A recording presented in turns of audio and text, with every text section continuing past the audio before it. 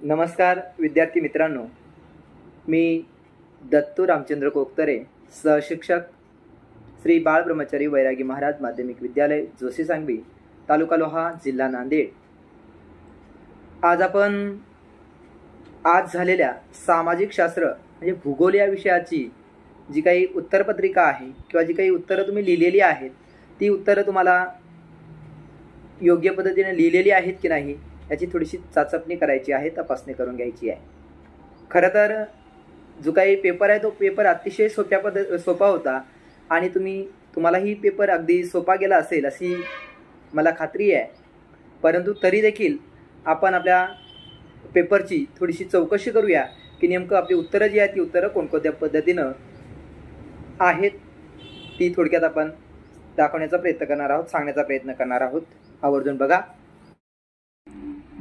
पहिला प्रश्न होता दिलेल्या पर्यायापैकी योग्य पर्याय निवडून विधाने पूर्ण करा। त्यामध्ये पहिला प्रश्न होता भारत व ब्राझील या दोन्ही देशांची जी काही राजवट आहे ती राजवट डॅश प्रकारची आहे असा प्रश्न तुम्हाला विचारला होता। तर भारत आणि ब्राझील या देशाची राजवट जी आहे ती प्रजासत्ताक प्रकारची आहे, हे उत्तर तुमचं योग्य आहे। त्यानंतर हिमालयामुळे उत्तरेकडून येणारे डॅश वारे अडवले जातात, त्याचं उत्तर होतं बघा इथे अतिथंड दिसतंय तुम्हाला, तर उत्तर होतं त्याचं अतिथंड। नंबर 3 आहे बघा, ब्राझील देशाची अर्थव्यवस्था प्रामुख्याने डॅश व्यवसायावरती अवलंबून आहे। तर ब्राझील देशाची जी काय अर्थव्यवस्था आहे ती अर्थव्यवस्था प्रामुख्याने तृतीय व्यवसायावरती अवलंबून आहे, म्हणजे तुमचं उत्तर अपेक्षित या ठिकाणी आहे तृतीय। त्यानंतर प्रश्न 4 आहे बघा, ब्राझीलचा क्षेत्रफळाच्या दृष्टिकोनातून जगात डॅश क्रमांक लागतो। तर इथे ब्राझीलच्या क्षेत्रफळाच्या दृष्टिकोनातून जगात 5वा क्रमांक लागतो आणि लोकसंख्येच्या बाबतीतही ब्राझीलचा जगात 5वाच क्रमांक लागतो। मात्र इथे तुमचं उत्तर अपेक्षित ब्राझीलच्या क्षेत्रफळाच्या दृष्टिकोनातून हा 5वा क्रमांक हे तुमचं उत्तर योग्य आहे। त्यानंतर प्रश्न 2 आहे, प्रश्न 2मध्ये वेगळा घटक ओळखा म्हणून तुम्हाला प्रश्न विचारलेला आहे। या वेगळ्या घटकासाठी बघा छत्रपेटीसाठी आवश्यक साहित्य कोणतं म्हटलेलं आहे। छत्रपेटीसाठी आवश्यक साहित्य इथे प्रश्नावली, कॅमेरा आणि नोंदवही या तीनही गोष्टी छत्रपेटीसाठी आवश्यक असतात। मात्र इथे संगणक हा जो काही घटक आहे हा घटक वेगळा दाखवलेला आहे, म्हणजे तुमचं उत्तर जे आहे ते उत्तर या ठिकाणी संगणक हे उत्तर योग्य आहे। त्यानंतर ब्राझीलमधील ज्या काही नद्या आहेत त्या ब्राझीलमधील नद्या बघा, तर ब्राझीलमधील या तीनही नद्या बघा ॲमेझॉन, पॅराग्वे आणि उरुग्वे ह्या तीनही नद्या ब्राझीलमधील नद्या आहेत। मात्र यापैकी इथे गंगा नदी जी आहे ती गंगा नदी ती आपल्याला भारताची नदी दिलेली आहे, त्यामुळे इथे वेगळा घटक जो आहे तो घटक या ठिकाणी आहे गंगा नदी। त्यानंतर आहे बघा प्राथमिक व्यवसाय, तर या प्राथमिक व्यवसायामध्ये शेती, खाणकाम, पर्यटन, मत्स्य व्यवसाय हे तीनही घटक शेती, खाणकाम आणि मत्स्य व्यवसाय हे प्रामुख्याने प्राथमिक व्यवसायावरती अवलंबून आहेत। मात्र या ठिकाणी इथं प्राथमिक व्यवसायामध्ये हा वेगळा घटक पर्यटन जो घटक आहे तो पर्यटन घटक हा वेगळा दाखवलेला आहे, म्हणून तुमचं उत्तर इथं पर्यटन हे योग्य। इथे प्रश्न दुसऱ्यातला 4था क्रमांक आहे, वस्त्यांच्या केंद्रीकरणासाठी प्रमुख घटक, म्हणजे इथं दिलेलं बघा की पाण्याची उपलब्धता, सुपीक जमीन, अनुकूल हवामान हे तीनही घटक महत्त्वाचे आहेत। मात्र तुमचं इथे उत्तर जे आहे ते अचूक गट जो ओळखायचा आहे तुम्हाला, वेगळा गट जो आहे तो वेगळा गट ओळखायचा आहे, म्हणून इथं वस्त्यांच्या केंद्रीकरणासाठी प्रमुख घटक प्रतिकूल हवामान हे उत्तर तुमचं योग्य आहे। त्यानंतर आहे बघा प्रश्न क्रमांक 3, प्रश्न क्रमांक 3 मध्ये बघा चुकी बरोबर ते लिहा म्हटलेलं आहे। काय म्हटलेलं आहे? चुकी बरोबर ते सांगा। आता चुकी बरोबर ते सांगा म्हटल्यानंतर इथे बघा भारतातील लोकसंख्येत तरुणाईचं प्रमाण जे आहे ते तरुणाईचं प्रमाण जास्त आहे, हे उत्तर बरोबर आहे, कारण भारताला तरुणांचा देश म्हणून ओळखलं जातं, म्हणून हे उत्तर इथे योग्य आहे, बरोबर आहे। नंबर 2 आहे बघा ब्राझील व भारत या दोन्ही देशात एकाच वेळी समान ऋतू असतात, हे उत्तर मात्र काय झालेलं आहे तर चूक आहे। त्यानंतर प्रश्न तिसरा आहे, मॅनास हे निग्रो व ॲमेझॉन या नद्यांच्या संगमावरील बंदर आहे, हे उत्तर जे आहे ते उत्तर इथं अपेक्षित बरोबर हे उत्तर तुमचं इथे योग्य आहे।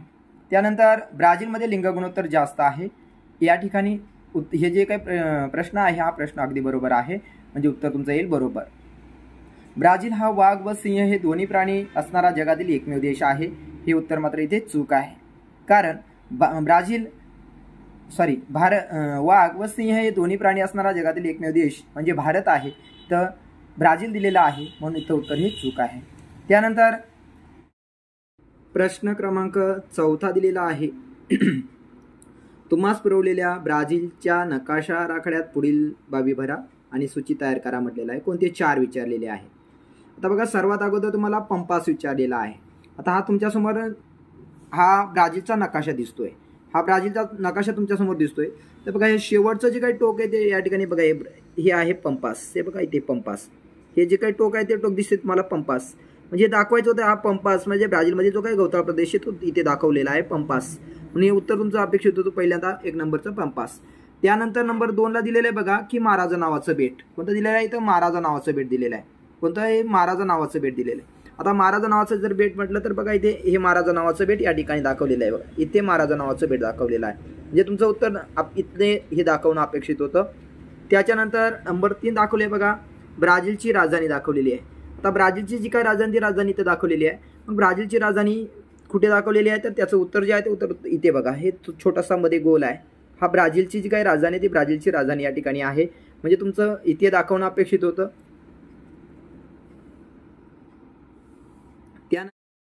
त्यानंतर पिको दी नेब्लिना म्हटलेलं आहे. हे ब्राझीलमध्ये सर्वोच्च शिखर आहे. त्या ब्राझीलमध्ये सर्वोच्च शिखर आहे म्हटलं तर इथे बघा, हे ब्राझीलमध्ये इथे पिको दी नेब्लिना हे सर्वोच्च शिखर आहे. इथे दाखवायचं होतं तुम्हाला, पिको दी नेब्लिना हे इथे दाखवायचं होतं. त्यानंतर आहे बघा 5 नंबर आहे की पॅराना नदी दाखवलेली आहे. तर पॅराना नदी जी आहे ती पॅराना नदी बघा इथे या ठिकाणी आहे. पॅराना या ठिकाणी ही नदी दाखवायची होती. त्यानंतर आहे शेवटचं त्या ठिकाणी बघा, माराणावर राज्य होतं. कोणतं? माराणावर राज्य. आता हे माराणावर राज्य जे आहे ते माराणावर राज्य बघा या ठिकाणी जिथे की आपण महाराजा बेट दाखवलं होतं, त्या महाराजा नावाचं जे काही बेट आहे त्याच्या शेजारचं जे काही राज्य आहे ते माराणावर नावाचं राज्य होतं. अशा पद्धतीनं तुम्हाला त्या नकाशामध्ये जे काही बाबी आहे त्या नकाशामध्ये बाबी भरणं अपेक्षित होते. अशा पद्धतीनं आपला भूगोल या विषयाची प्रश्नपत्रिका तुम्हाला जे काही उत्तराच्या रूपामध्ये सोडवायची होती ती अशी उत्तरं अपेक्षित होती. नक्कीच तुम्हाला या पद्धतीनुसार तुम्ही प्रश्नाची उत्तरं सोडवलेली असतील आणि निश्चितच तुम्हाला चांगले मार्क मिळतील अशी मला अपेक्षा आहे. परंतु आता आजचा पेपर अगदी म्हणजे अगदी सोपा होता आणि त्या पद्धतीनुसार तुम्ही निश्चितच उत्तरं सोडवण्याचा प्रयत्न केला असेल. चला तर मग आता आपण इथेच थांबूया आणि तुम्हाला जर हा व्हिडिओ आवडला असेल तर एकदा लाईक करा आणि सबस्क्राईब करा. धन्यवाद.